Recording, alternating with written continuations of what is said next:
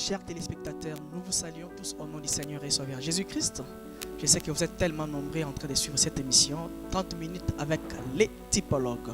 Que Dieu vous bénisse dans vos maisons. Aujourd'hui, nous avons réussi un homme de Dieu, c'est le pasteur David Muzinga de l'église Kenos Tabernacle. Alors, avec lui, nous allons essayer un peu de développer quelques sujets concernant le message de William Branham. Notre sujet d'aujourd'hui, c'est répéter le messager. Alors, avec lui, nous allons essayer un peu de développer vraiment à long et à large et lire aussi William Branham. Qu'est-ce que lui-même, le prophète de l'âge, dit à propos de cela. Bonjour, pasteur. Bonjour, frère Isaac. Nous vous remercions aussi de pouvoir accepter notre invitation. C'est un plaisir pour moi. Que Dieu vous bénisse. Amen. Alors, nous allons commencer l'homme de Dieu.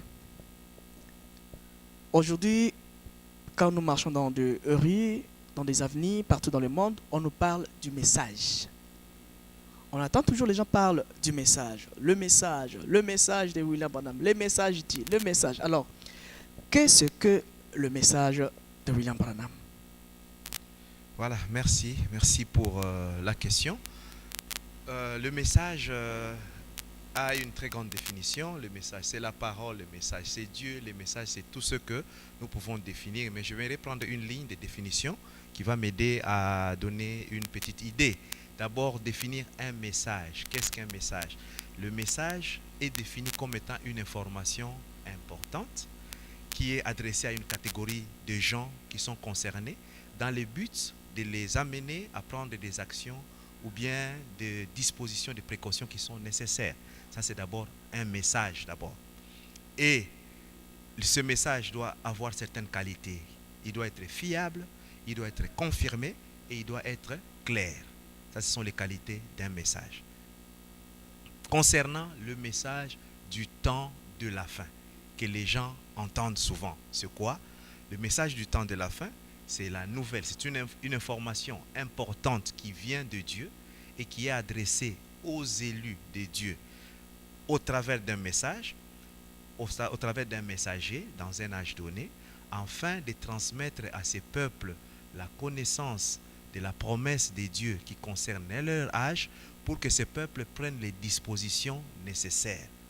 Alors nous allons dire que le message du temps de la fin apporté par William Marion Branham, c'est la nourriture spirituelle au temps convenable qui nourrit les âmes prédestinées qui viennent de l'éternité, passant sur la terre et retournant à l'éternité, afin que ceux-ci puissent savoir se situer dans le temps et dans l'espace. Alors, c'est-à-dire que c'est William Branham qui a apporté ce message, c'est ça? Exactement, le message du temps de la fin, il est apporté par le prophète William Marion Branham. Ok. Alors, vous êtes des croyants de William Branham ou vous êtes les croyants du message de William Branham? Nous sommes le croyant du message de William Marion Branham, mais il n'y a pas moyen de séparer les deux. Parce que croire dans le message de la personne, il faut donner la confiance à la personne. Donc, nous croyons le message que William Marion Branham a donné et nous croyons aussi dans le messager et dans son message. La confiance est parfaite avec les deux. Alors, comment on peut vous qualifier aujourd'hui? Des chrétiens, des branhamistes, de messagers, des gens des tabernacles? Comment on peut vous qualifier aujourd'hui, vous le croyant, du message qu'on venait de dire tout à l'heure? Vous êtes des messagers, vous êtes des branhamistes, des chrétiens, ou bien vous vous séparez avec eux? D'accord. Au fait, la qualification n'a pas changé.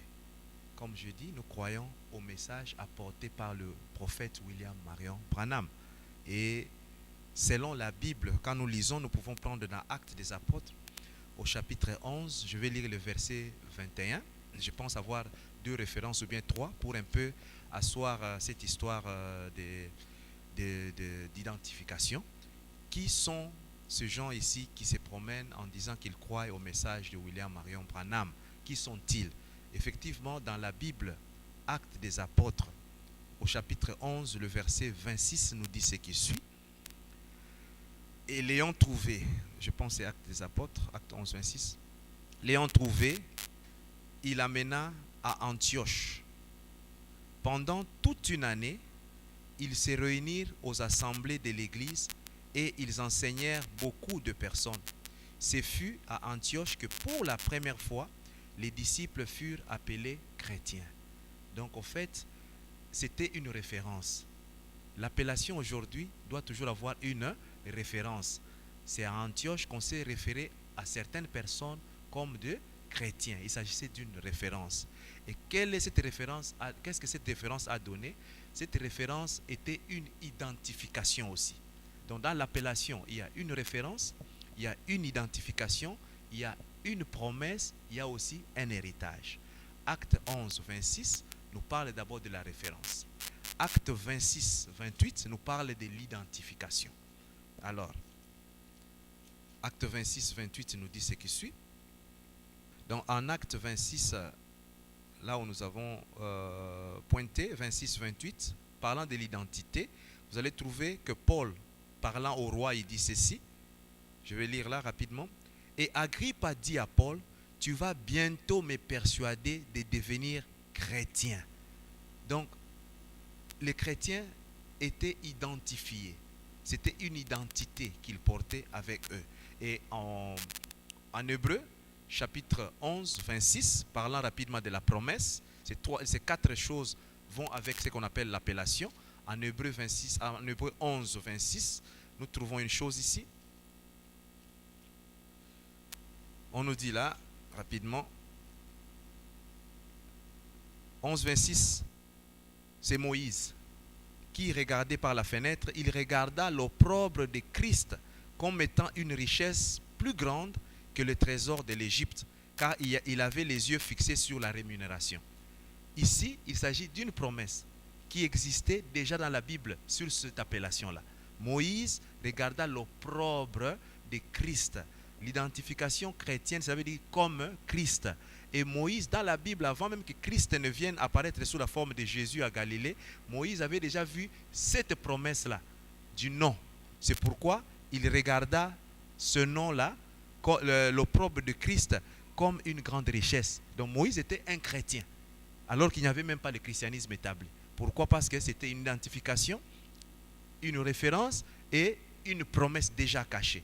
Et pour finir, en hébreu, sur ce nom-là, Hébreu 13, 6 nous dira que c'est un héritage. Donc, vous prenez cela. Hébreu 13, 6. Ce mystère, c'est que les païens sont cohéritiers, forment un même corps et participent à la même promesse en Jésus-Christ par l'évangile.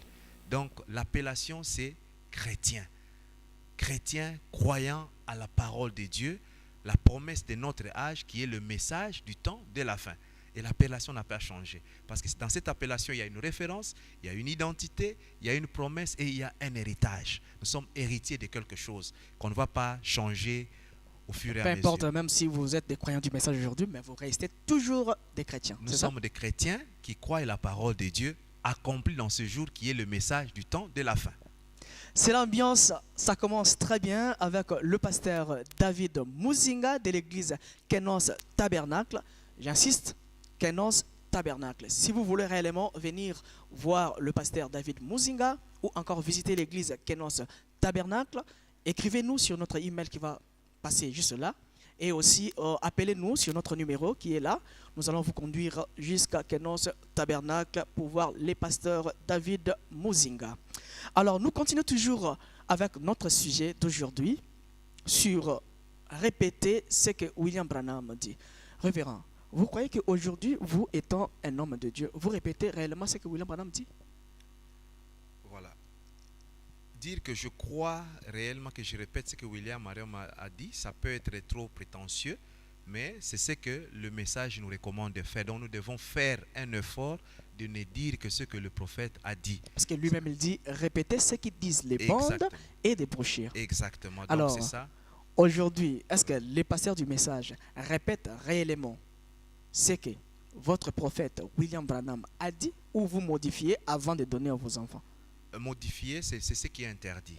Vous voyez, donc quand on parle de répéter, c'est de dire ce que le prophète a déjà dit. Parce qu'il n'existe pas effectivement une citation où frère Branham dit répétez ce que j'ai dit, mais il dit dites ce que je dis. Okay. Il faut dire ce qu'il a dit. Pas venir avec une autre inspiration, pas venir avec sa propre pensée, mais s'aligner à la pensée du prophète pour exactement dire ce qu'il a déjà dit. Et ce qu'il a dit se trouve sur le band et se trouve sur le brochure. Donc c'est ça même la recommandation. Et pour dire que nous sommes le croyant du message, nous devons effectivement dire ce que le prophète a déjà dit.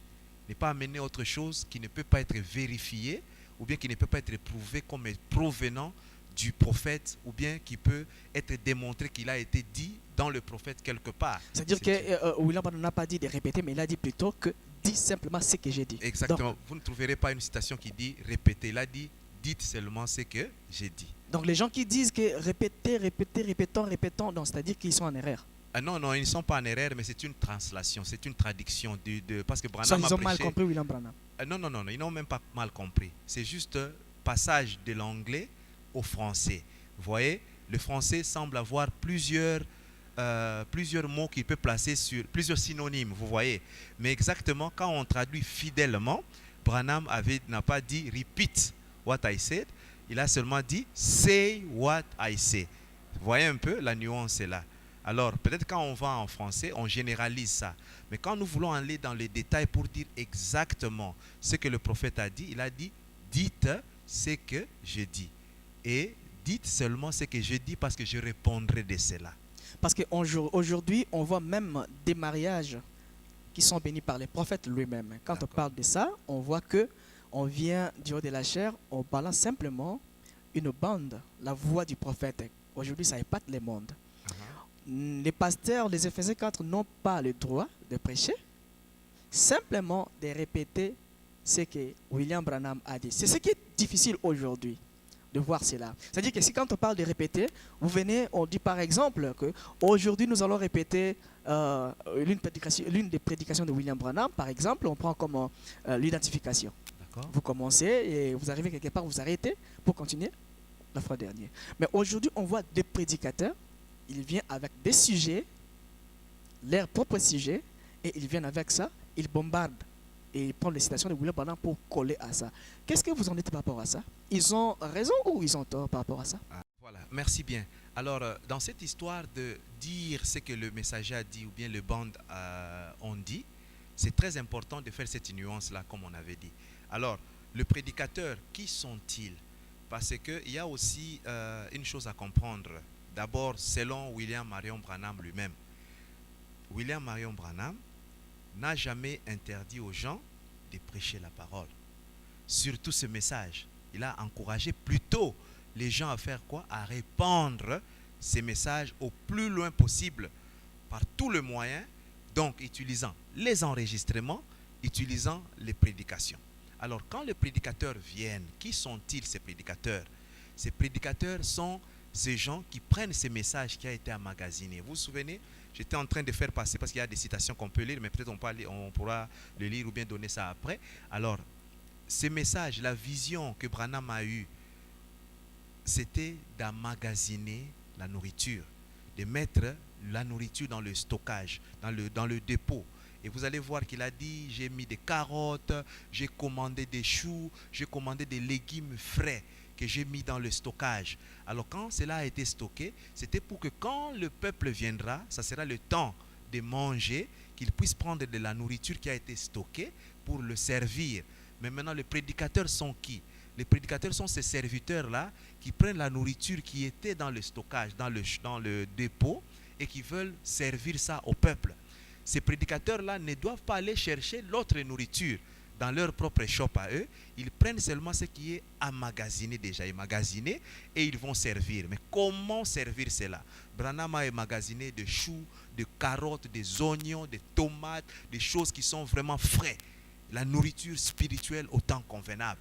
Maintenant, pour le servir, les serviteurs, les prédicateurs sont ces gens qui prennent ces légumes frais et ils viennent présenter. On ne vous présente pas dans un restaurant un chou complet qui vient du champ et on vous le met sur la table pour le manger. Vous allez dire non, ce n'est pas préparé. C'est le chou qui vient du dépôt, mais pour qu'il puisse être consommé, il passe par la cuisine où nos mamans ou bien le cuisinier coupe en morceaux, il prend un peu la tomate, il coupe aussi, ce sont des citations, donc il prend une brochure, il coupe quelques citations là, il prend la tomate, il coupe quelques citations et il met ensemble pour présenter un plat. Ce n'est pas des nouvelles choses qu'il a amenées, ce sont les choses qui existent. C'est pourquoi les prédicateurs doivent prendre ce qui est là, ils le mettent ensemble et ils vous donnent un sujet. Frère Branham m'a dit que ce message est constitué de beaucoup de pépites d'or ou de citations. Une écriture peut avoir double signification. Le prédicateur viendra, il prendra ces choses, il mettra ensemble pour donner une image. En répétant, en disant ce que Branham a dit, mais en donnant au peuple l'image. C'est pourquoi Branham lui-même, encourageant le peuple, il a dit, quand ces gens-là viendront, ils prendront ces sémences que moi je sémais et ils lui donneront beaucoup de valeur. Ils lui donneront une signification ou bien de l'importance. C'est cela. Donc le prédicateur, la façon de... Parce que quand il vient, il amène un sujet. Je vais te donner un exemple. Comme parlant des dimensions. Vous n'allez jamais trouver une prédication où Branham parle de cette dimension. Mais vous allez trouver des citations éparpillées dans plusieurs messages où il parle des dimensions. Vous allez trouver dans une prédication la 4e dimension, dans l'autre là-bas il explique la 5e, dans l'autre il explique dans ceci et cela, et les prédicateurs réunissent ces choses-là et ils lui donnent le tableau. Et quand vous parlez de cette dimension, voilà, ici, première dimension, telle brochure, l'autre, et il vous donne le sujet. Donc c'est ce que les prédicateurs sont supposés faire. Mettre la lumière, réunir ces choses et donner le plan pour que le peuple puisse avancer. Juste cuisiner. Juste cuisiner la nourriture pour que le peuple de Dieu reçoive quelque chose de merveille. Je tiens aussi à vous annoncer que votre émission 30 minutes avec les typologues, très bientôt, va déjà commencer à passer en direct sur YouTube et Facebook, dans des réseaux sociaux. Je crois que très bientôt vous allez déjà commencer à suivre ça. C'est là en direct. Nous continuons toujours avec l'homme de Dieu, le pasteur David Muzinga de l'église Kenos Tabernacle à Pérou, en Afrique du Sud, à Cape Town. Donc avec lui, c'est citation à l'appui, pas des explications. Donc c'est un homme que j'aime beaucoup quand il parle du Seigneur. Révérend, ce sujet ici nous crée vraiment beaucoup de problèmes. C'est comme si cette génération vient un peu avec beaucoup de vent corriger les anciens par rapport à ce que nous on a eu à voir pendant beaucoup de temps.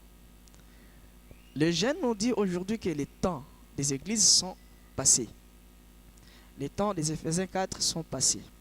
Et qu'aujourd'hui, nous sommes censés simplement de mettre William Branham parler sans pour autant qu'un pasteur répète. Alors, le jeune homme, ou bien des jeunes, ou bien la jeunesse qui vit avec cet esprit, ils ont compris le message de William Branham ou ils n'ont pas compris? Bon, je dirais qu'ils n'ont pas compris le message de William Marion Branham en entièreté. Peut-être qu'ils ont pris une partie et le message, c'était tout un ensemble, n'est-ce pas? Quelqu'un peut prendre une partie, c'est bien, mais ce n'est peut-être pas tout. Donc il faut prendre le tout pour savoir. Personne ne peut interdire à l'œuvre de Dieu de fonctionner. Dieu a besoin de tous les moyens. Que ce soit les cassettes, les enregistrements, les brochures, les prédications, Dieu a besoin de tous ces moyens. Ce message nous est parvenu par tous les moyens. Il y en a qui ont cru le message par la prédication, ce sont de bons frères. Il y en a qui ont ramassé une brochure en cours de route, il a cru, c'est un bon frère. Il y en a qui ont écouté la cassette, ils ont cru. Nous avons besoin de toutes ces choses-là. Il ne faudrait pas limiter Dieu. Alors ceux qui imposent aux autres de cesser ce qu'ils font parce que Dieu leur a dit, parce que qui donne un ministère? Ce n'est pas un frère, ce n'est pas une sœur quelque part qui va commencer à dire aux gens, dont les gens ne peuvent pas conduire le prédicateur. C'est Dieu qui donne le ministère. Et Dieu dit à son ministre ce qu'il devait faire. Dieu a convaincu à un, toi tu mets les cassettes. C'est bien, comme frère Ben. Il mettait les cassettes. Et il avait une certaine condition qui lui était particulière. Vous savez, les gens disent non, frère Ben était un ministre consacré, il mettait les cassettes. Oui, mais quand vous suivez l'histoire de frère Ben était divorcé. Et quand il s'est remarié, il a été consacré, il n'a jamais prêché. C'était un bon frère qui voulait répandre le message par la voie de la prédication. C'était aussi une condition. Donc, on doit savoir le tout, le grand complet. Mais ça ne veut pas dire que tous ceux qui mettent la cassette sont des divorcés. Non, non, non. C'est par rapport à leurs conditions. Alors, il y en a qui prêchent aussi. Je veux dire, il y a des tribus comme ici, quand vous faites les services missionnaires, Namibie, Afrique du Sud, il y a des tribus, des gens qui parlent une langue des sons. En bas ici, les Bushmen là-bas, ils ne parlent pas en mots. Leur langue n'a jamais été écrite. Et des fois, quand ils se communiquent, c'est difficile d'entendre. Le message n'a jamais été traduit dans cette langue-là, des sons. Frère Branham en parle, il dit qu'il y a des gens qui font glou, glou, glou. Ce sont des communications. Maintenant, depuis que Branham a prêché ces messages, jusqu'à aujourd'hui, ces gens-là meurent tous les jours. Qui va leur amener des cassettes pour écouter? Si on refuse les prédicateurs, cela veut dire qu'on limite Dieu. Mais il y a aussi des endroits où c'est très dangereux, comme dans les pays des talibans, pour aller prêcher. Si un prédicateur se pointe là-bas, c'est au risque et péril de sa vie. Pourquoi empêcher les cassettes de ne pas entrer là-bas? On peut glisser des cassettes qui entrent là-bas, les gens écoutent et on n'arrête personne pour les tuer, mais le message est passé. Il faut qu'on puisse prendre des stratégies qui vont aider les royaumes à aller de l'avant. Au lieu de voir un frère qui a 20 personnes, 20 brebis dans son église, lui dire de laisser de prêcher, alors que les pentecôtistes sont en train de mourir, ils n'écoutent pas les cassettes, les témoins de Jéhovah, les musulmans, laissez Dieu faire son travail et que le ministre fasse son travail. Mais à la fin, quel est le but qu'on poursuit? C'est ce qui est important. Donc pour dire qu'ils ont compris le message en empêchant aux gens de prêcher le message, je dirais que c'est rendre à Dieu un service en dehors de sa volonté. Rendre à Dieu un service en dehors de sa volonté. Je crois que notre réalisateur, le frère Shadrach Invento, nous signale déjà que l'heure, nous sommes en train d'approcher déjà presque à la fin de notre émission. Alors, juste une dernière question pour notre émission d'aujourd'hui. Je crois qu'on va toutefois y revenir sur ça parce qu'il y a encore des citations à lire, il y a encore des explications. Si vous êtes un peu contre ce que le pasteur vient de dire tout à l'heure, écrivez-nous sur notre email ou bien appelez-nous. Nous allons toutefois venir et que vous allez nous démontrer vos citations, ce que vous avez, afin de pouvoir rester aussi toujours à la ligne de la parole. Pasteur David, quelle doctrine que William Branham? Cette question, c'est juste une question que Maman Keren Kabongo m'avait posée. Alors, je profite de cette occasion aussi de vous la poser directement. Quelle doctrine que William Branham a laissée pour vous, les gens qui croient son message? Est-ce que William Branham a-t-il laissé une doctrine pour dire que non, notre doctrine que nous croyons, c'est ça. Et la doctrine là, c'est quoi? Alors, par rapport à la doctrine, donc je signale que tout ce que j'ai dit, c'était des stations, mais on n'a pas eu le temps de les lire, donc je peux te le faire parvenir. Au cas où les gens peuvent te poser des questions, comme ça tu vas poster ça au fur et à mesure. Donc c'est un peu cela. Par rapport à la doctrine, il n'y a pas une chose qu'on peut dire, Branham a laissé une doctrine. Non, le message lui-même, c'est quoi? C'est un enseignement. Et tout ce que les gens peuvent appeler comme doctrine se retrouve dans le message. Le point, c'est qu'il faut seulement reposer cela dans le message.